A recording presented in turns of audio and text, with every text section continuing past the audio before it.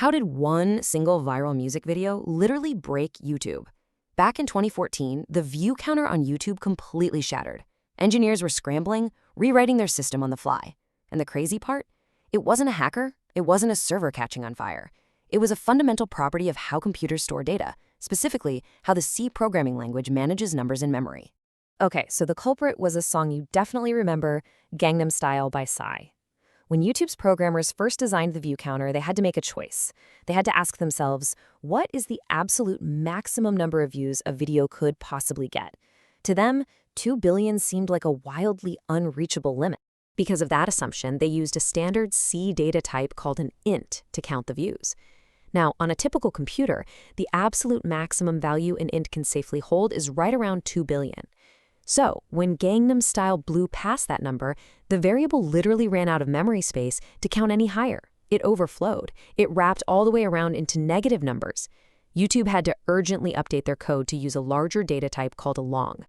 That single bug perfectly illustrates why understanding the hidden mechanics of a programming language is absolutely crucial. By the end of this explainer, you're going to understand exactly how C works behind the scenes. You'll learn how to manually manage memory, and we'll walk through the exact step-by-step process used to compile and link programs.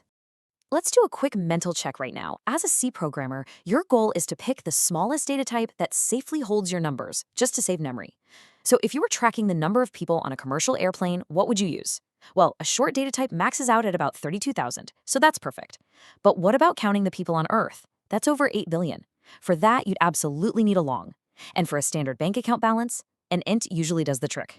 You always have to think critically about the data you're working with. And this brings us right to the core nature of C. It is what we call a middle-level language. High-level languages, like Python or Java, they have automated memory management. They clean up the mess for you. But C gives you direct, low-level access to the computer's memory. This is exactly what allows C code to run at practically the blistering speed of raw assembly language. But that flexibility means you are manually responsible for managing every single byte. And with great power comes incredible danger. Running programs create and destroy values ridiculously fast, sometimes billions of times a second. Every time you create a value, memory is allocated. When you are done with it, it must be freed. If you allocate memory but forget to free it, you create what's called a memory leak.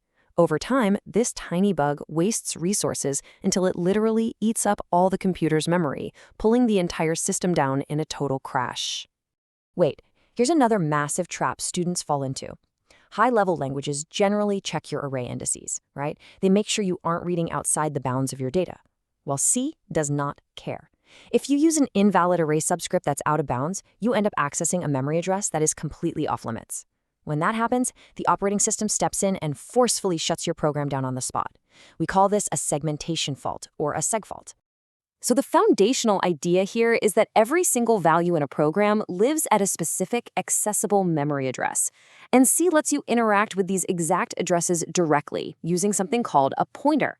A pointer is really just a variable, but instead of holding a normal number, it holds the memory address of another variable. The actual value it's pointing to, we call that the pointee.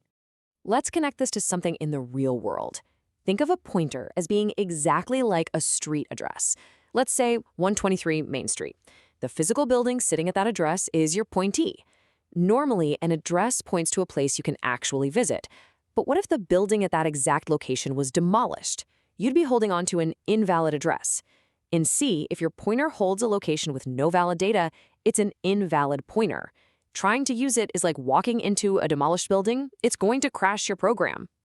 Now, you might be asking, why does C even allow this? Why give us the freedom to create dangerous, invalid pointers when high-level languages totally forbid them?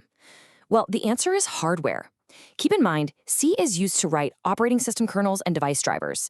And the reality is, not all hardware supports the same features. Sometimes a null or uninitialized pointer is actually necessary. It's a way to signal to the system that a specific hardware feature just isn't available on that device. All right, let's shift gears and look at how we actually build these programs. Professional developers move through a very strict cycle. Step 1 is algorithm development, which is where you design the logic. Step 2 is program development, where you're typing out the actual code. Step 3 is program translation, where you run the compiler.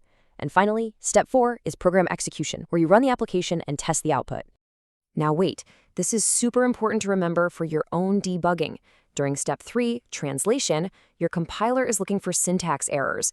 These are just basic violations of language rules, like a missing semicolon or a typo. But even if your code compiles perfectly, step 4, execution, might reveal semantic errors. These are the tricky ones. These are logic bugs, where the code runs, but it doesn't do what you mathematically intended it to do. Let's zoom in on that translation phase for a second. When you type a command like GCC, it feels like it's just one step, right? But behind the scenes, it's actually 3 distinct tools working invisibly. First up, the compiler converts your high-level C code into assembly language.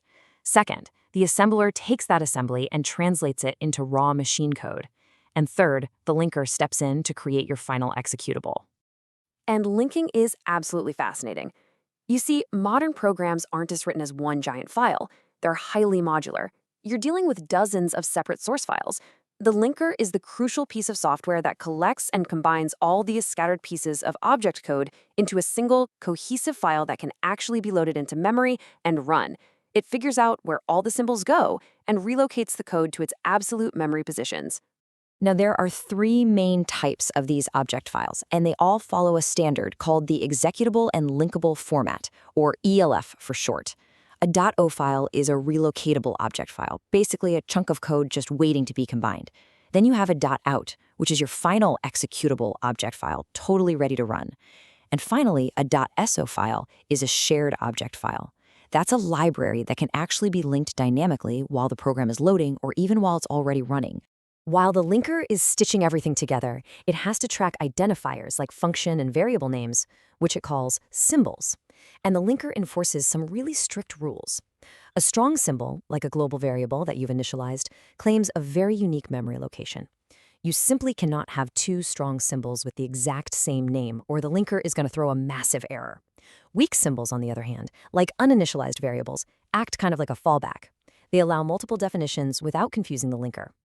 To save both time and memory, common functions, things like math operations or memory management, are bundled up into libraries. Static libraries, which are .a files, literally copy the necessary object code right into your final executable file. But dynamic shared libraries, those .so files we mentioned, are brilliant. They allow multiple different programs to share the exact same library file in memory at the exact same time. Think about the DirectX API for gaming. Microsoft gives developers a public interface to render graphics, but the actual proprietary code stays safely hidden away inside those dynamic libraries. As you can probably guess, building these complex modular C programs with dozens of files requires a crazy amount of organization. This is exactly why professional developers universally rely on version control, specifically Git. Git is a game changer.